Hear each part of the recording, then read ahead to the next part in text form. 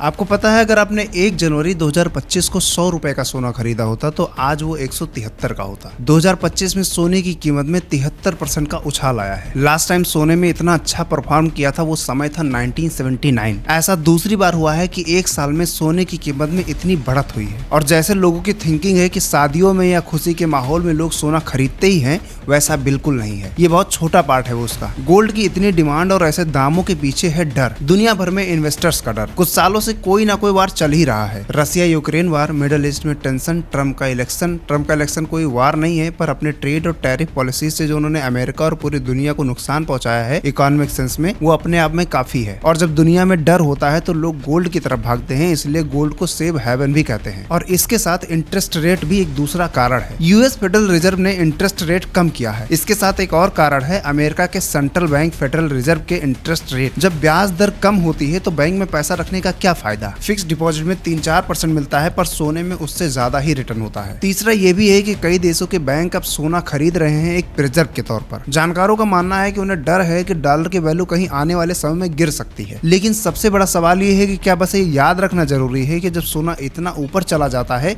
तो ये कॉशन का सिग्नल है, सेलिब्रेशन का नहीं।